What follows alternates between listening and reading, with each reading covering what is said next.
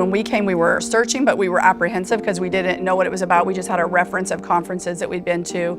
And as we came, we witnessed like a lot of areas that God could speak to you in. For me, it's a very vivid memory. The first one that we went to, we were new Christians. I was wayward, and so when Jeff and Allie were saved, our whole family started a new life together. And I remember coming here and just not knowing what it all meant for me in life. But one of the messages was on, God scrubbing your heart so He can reveal more of His purpose. And so at that point, He asked me to surrender it. And so I did, because He just said, I can do so much with it. Some other things that happened, our daughter ended up, finding her purpose with her musical gift that God had given her, and now serves with that, and also going to Bible college and just different direction on her life. So we contribute a lot of those things to the model of DCAT that we apply to everything. Yeah, well, I tell people too, knowing God is one thing. Knowing what God wants you to do is an entirely different animal.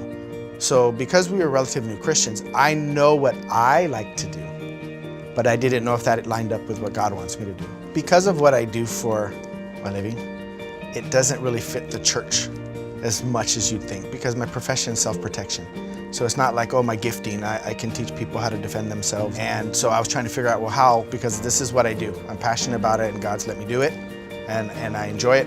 And finally, when we were after that event, I started, okay, you got to give me some direction on where I'm going to go with this, because I'll always do it, I love it, but I don't know how it's going to be a gifting that I can share. From that, I ended up getting an event at Punahou. I became an ambassador at 511. I've even done an event for the church, for some of the staff.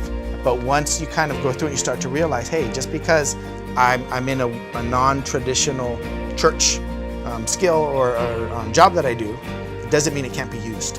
And that was the biggest thing for me, is that's my gifting, that's what I do, but I never knew how it was gonna fit into the church world. And now it's shown itself.